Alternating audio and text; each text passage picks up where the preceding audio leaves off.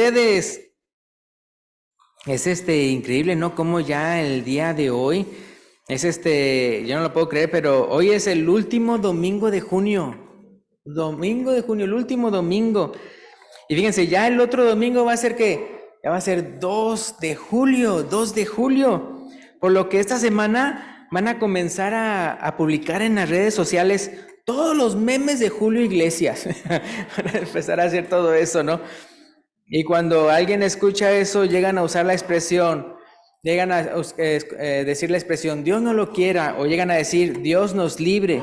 Pues fíjense de que en la lección de hoy, que vamos a ver el día de hoy, fíjense que Jesús, ¿verdad? Va a decir una parábola. Y la gente que escuchó la lección de esa parábola llega a decir esa expresión, Dios nos libre. Llega a decirlo, claro, ellos lo hacen de una manera seria. Dice, Dios nos libre, ¿verdad? Entonces uno va a quedarse, wow, pues ¿qué es lo que Jesús les dijo? Como para que ellos respondieran de esa manera, ¿no? De que dijeran, Dios nos libre. Y es por eso que ese es el título del mensaje de hoy, es Dios nos libre. Entonces para eso vamos a ir a Lucas capítulo 20. Lucas capítulo 20, versículos 9 al 18. Lucas capítulo 20, versículos 9 al 18. Antes de que se me olvide, nada más les quería decir, ¿se acuerdan la lección del domingo pasado?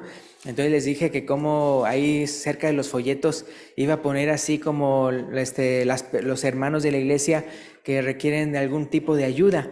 Entonces ahí, ¿verdad? Cuando salgan, ahí hay como en medio de donde están los folletos, en la mesa ya, mesita de atrás, en el vestíbulo, ahí puse unas hojitas para que entonces se puedan llevar una hojita para que sepan quiénes son los hermanos que nos estamos refiriendo, ¿verdad? Y la vez pasada mencionamos al respecto.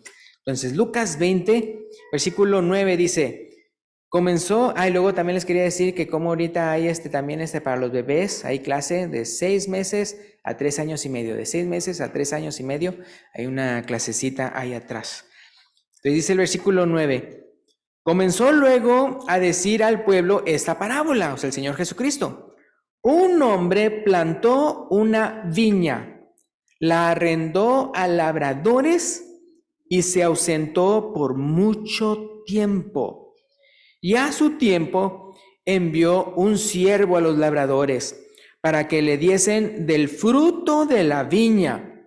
Pero los labradores le golpearon y le enviaron con las manos vacías. Volvió a enviar otro siervo, mas ellos a ese también, golpeado y afrentado, le enviaron con las manos vacías. Volvió a enviar un tercer siervo, mas ellos también a echaron fuera herido. Entonces el señor de la viña dijo, ¿qué haré? Enviaré a mi hijo amado. Quizá cuando le vean a él, le tendrán respeto. Dice, pero los labradores al verle discutían entre sí diciendo, este es el heredero, venid, matémosle para que la heredad sea nuestra. Y le echaron fuera de la viña y le mataron. ¿Qué pues les hará el Señor de la viña?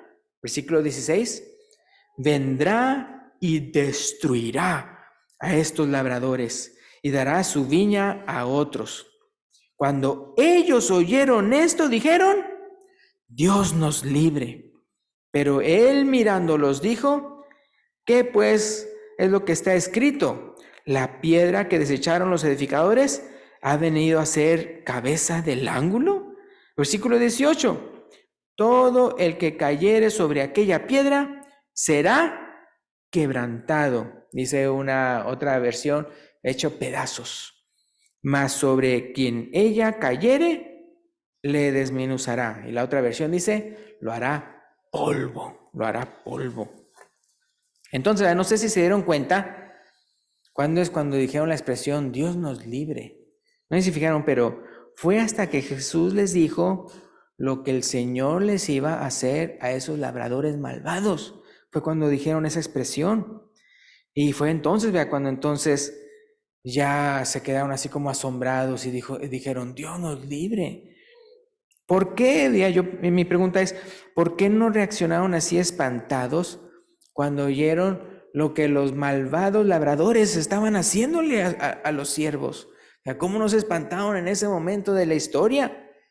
No, reaccionan espantados hasta que escuchan el castigo que el Señor le dará por su maldad. Ahí sí reaccionan diciendo, Dios nos libre. Y lamentablemente, pues así es el mundo bien perdido. Me refiero al mundo, está tan perdido que en vez de arrepentirse, espantados, ¿verdad? De su propia maldad, o sea, arrepentidos y decir, wow, o sea, ¿cómo es posible que llegue a ser tan malo? En realidad, lo que se arrepienten es cuando los cachan. De eso se arrepienten, no de su maldad, sino de que los cacharon, de que los agarraron, ¿verdad? Y de las consecuencias que van a tener, ¿verdad? Que van a tener que afrontar para pagar por su maldad. Entonces, es una lástima cuando eso sucede. Entonces, en el caso de nosotros nos tenemos que arrepentir, ¿verdad? Cuando es tiempo, ¿verdad? Ahorita ya, no cuando ya entonces va a venir, ¿verdad? El castigo. Entonces, vamos, ¿verdad? Mejor a usar esta expresión para el mensaje del día de hoy, o sea, Dios nos libre. No vamos a utilizarlo como ellos, que era cuando ya escucharon lo que les va a pasar, sino mejor vamos a usar esa expresión para evitar pecar contra el Señor.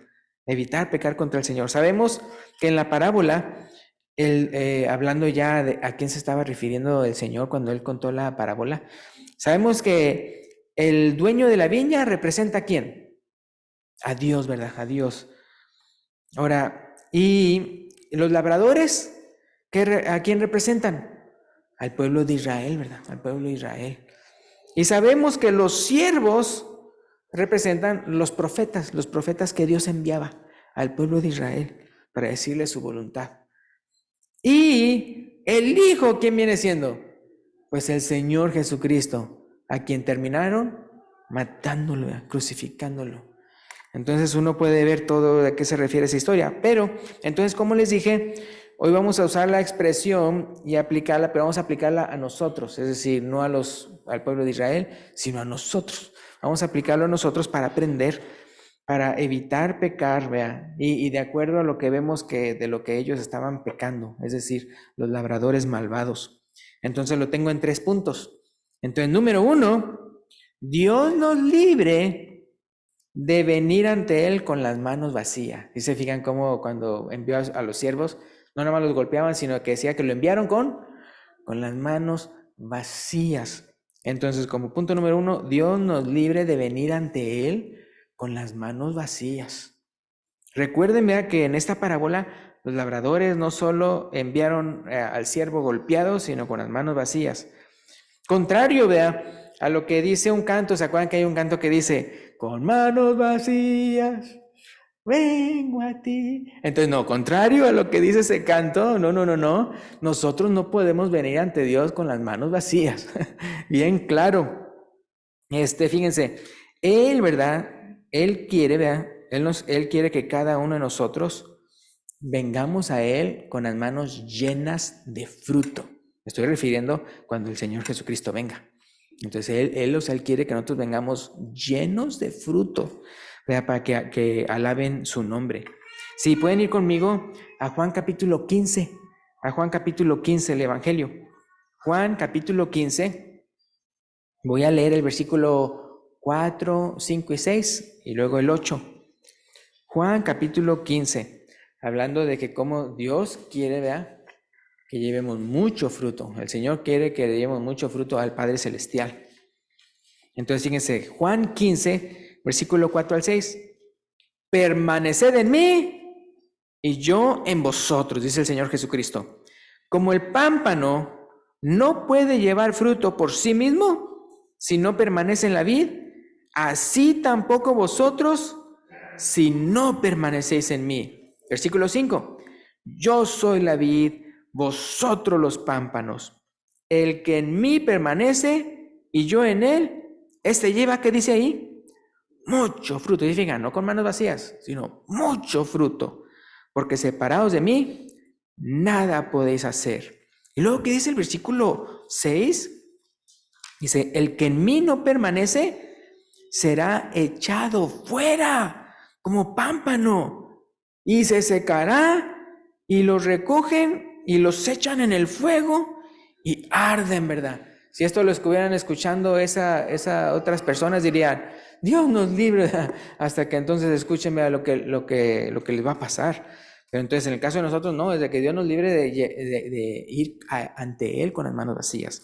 Y luego que dice el versículo 8, ahí mismo, pero el versículo 8, en esto es glorificado mi Padre, vea, dice el Señor Jesucristo, en que llevéis mucho fruto, y seáis así mis discípulos, vea, bien importante. Entonces, si queremos realmente ser discípulos del Señor, no podemos ir ante Él con las manos vacías, tenemos que estar llenos de fruto. Pero otra vez, no es posible llevar mucho fruto si estamos separados de Él, ¿verdad? Sino que tenemos que estar en Cristo, para poder realmente llevarle mucho fruto al Padre Celestial, que en eso ahí en Juan 15, el Padre Celestial viene siendo el labrador. Entonces no vengamos ante Él con las manos vacías. Dios merece y demanda fruto de nosotros. Ahora, hablando de fruto, ¿qué dice Gálatas capítulo 5? Gálatas capítulo 5. Gálatas capítulo 5, versículo 22 y 23.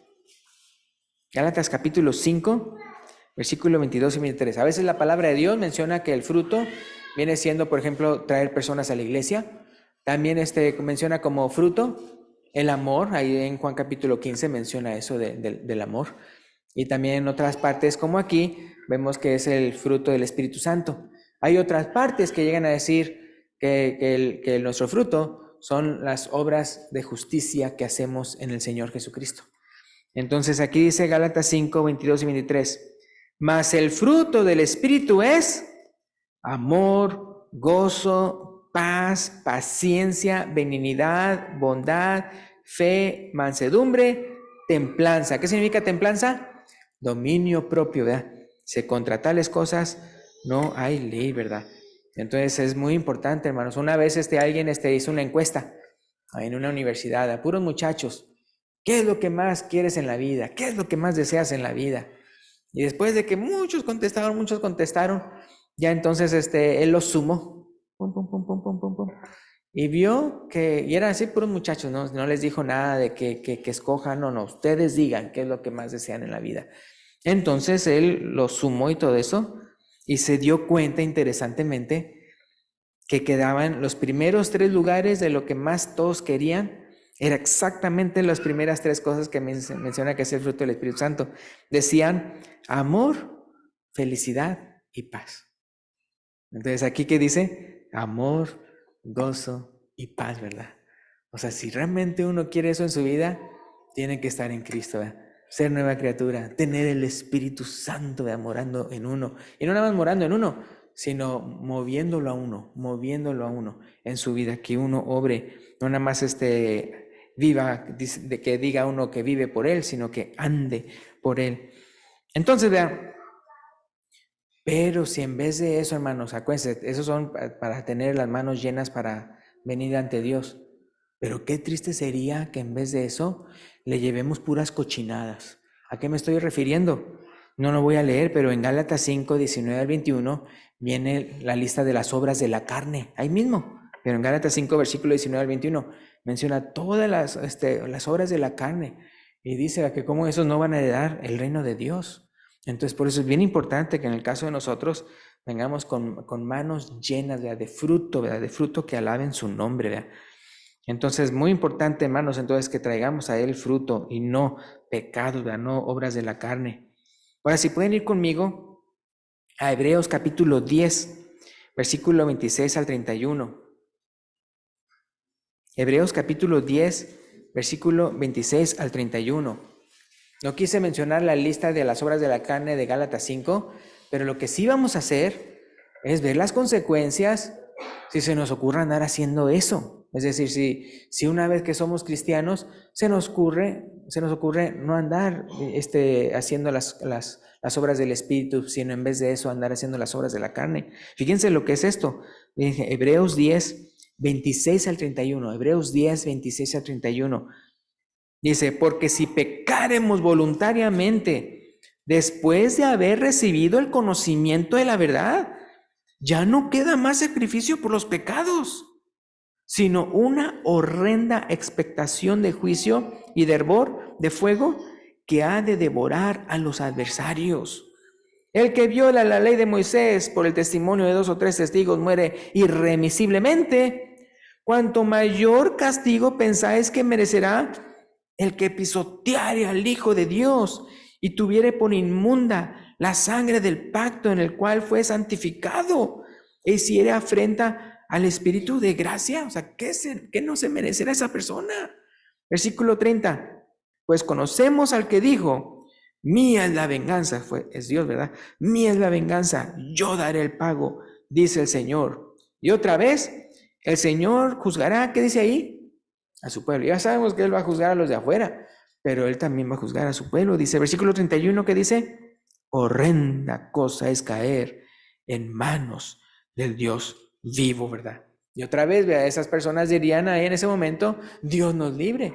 Pero por eso estamos diciendo el día de hoy, ¿no? O sea, que Dios nos libre, pero de nosotros andar pecando, que Dios nos libre de venir ante Él con manos vacías. Entonces, ¿verdad? Que Dios nos libre de venir ante Él con manos vacías. Entonces, el punto número 2, Dios nos libre de venir ante Él solo por intereses egoístas. Es decir, Dios nos libre de venir ante Él solo por intereses egoístas. En el caso de los labradores, su interés no era honrar al hijo, sino matarlo. Pero ¿qué? Quedarse con la heredad. Ahora, sabemos nosotros que ya Jesús, vean, no nada más murió por nosotros, sino que Él resucitó y que las personas podemos entonces venir al Señor y podemos convertirnos a Él. Y como ya vimos en Hebreos, que Él vea que en su infinita gracia y por el Espíritu Santo son lavados nuestros pecados y somos santificados, vea, por Él. Pero lamentablemente no faltan los que se hacen los cristianos solo para recibir bendiciones materiales de parte de Dios y no para cambiar sus vidas. Lo hacen nada más como si Él fuera el genio de la lámpara maravillosa y uno fuera el amo. Entonces, lamentablemente hay quienes hacen eso. Entonces, por eso, esas personas le piden cosas a Dios y Dios no se las da y luego se andan enojando como niños chiflados. O sea, como que, pues, ¿quién es Dios? O sea, no eres tú, ¿verdad? Dios es el Dios todopoderoso y nosotros somos sus siervos, vea. Nosotros somos sus criaturas. Gracias a Dios que Él nos tomó en cuenta, no para salvarnos, porque si no, entonces estaremos pagando por nuestras culpas, vea.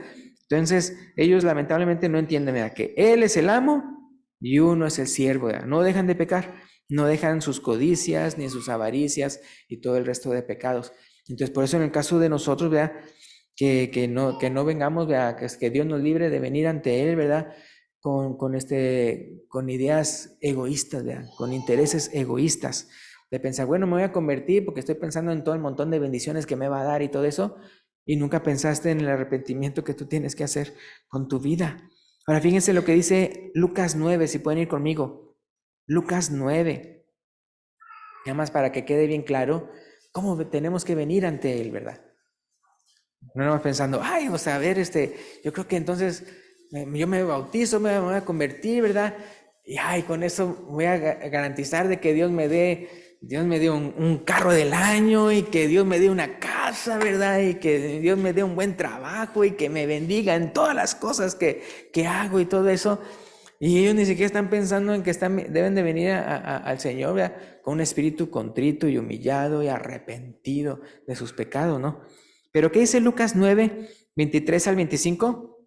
Aquí Jesús dice, y decía a todos, ¿verdad? Jesús, si alguno quiere venir en pos de mí, ¿qué dice? Niéguese a sí mismo. Oh, wow, o sea, en vez de andar pensando en todos, no, niégate a ti mismo. ¿Y luego qué cosa?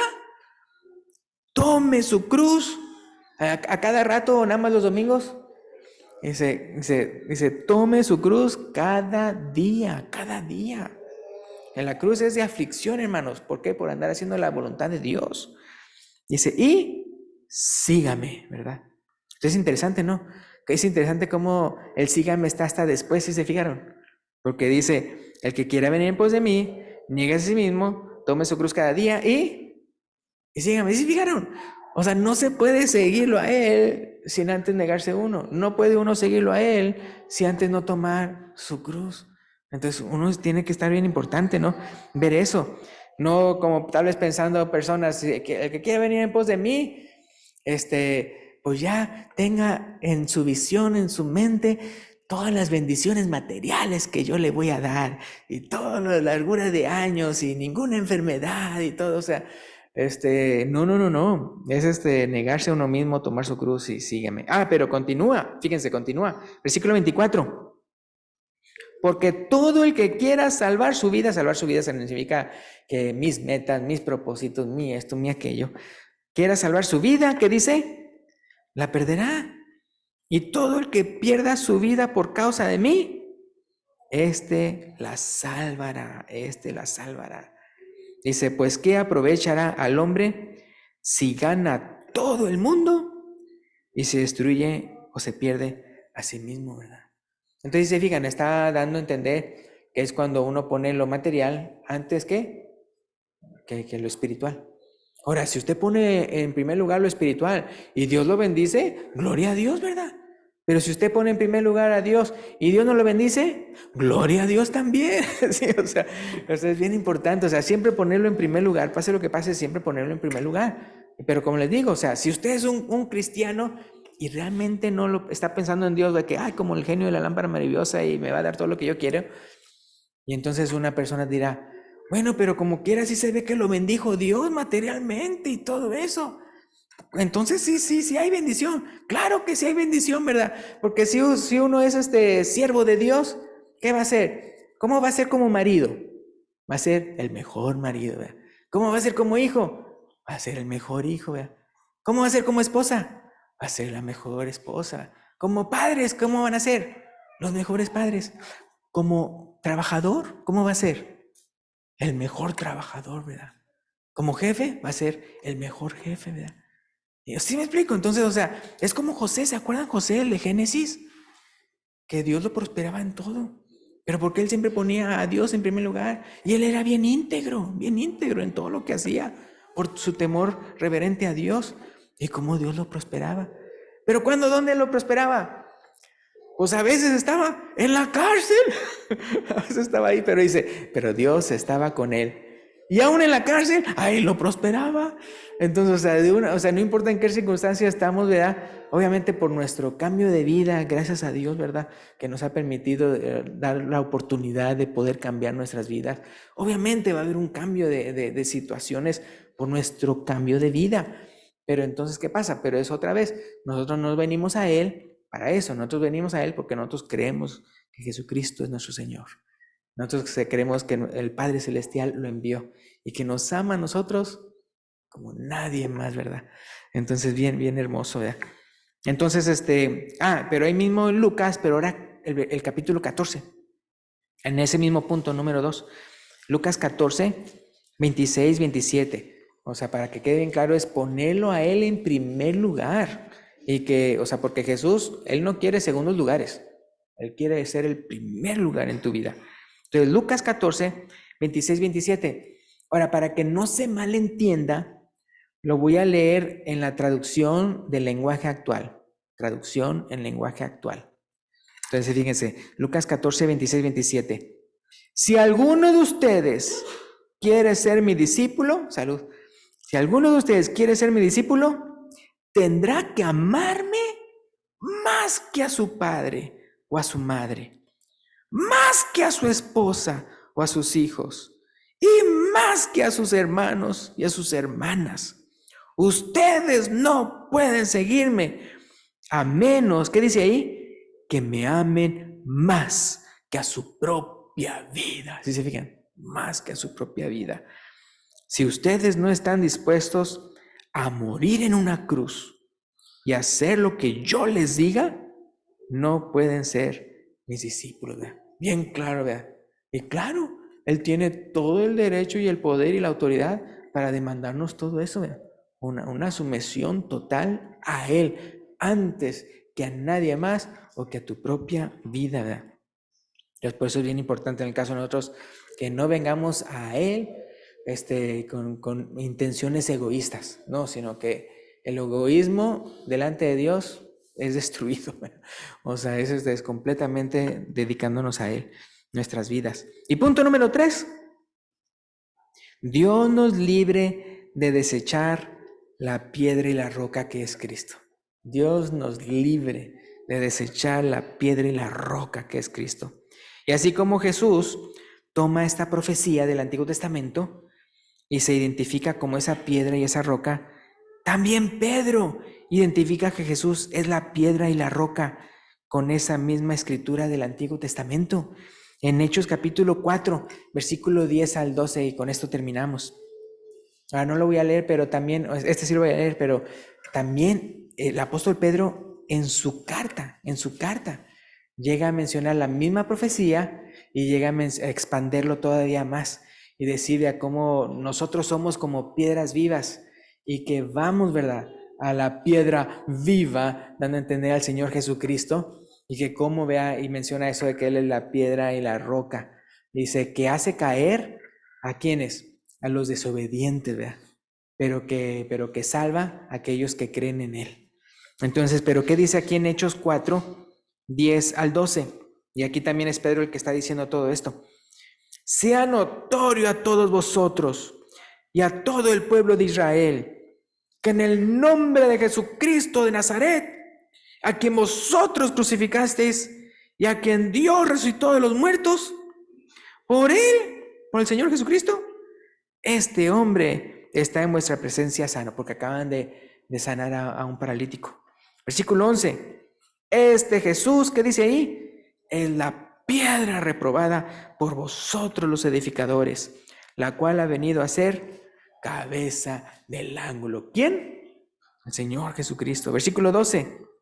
Y en ningún otro hay salvación, porque no hay otro nombre bajo el cielo dado a los hombres en que podamos ser salvos, ¿verdad? Entonces, por eso, como punto número 3, que Dios nos libre de desechar la piedra y la roca, ¿verdad?, que es Cristo.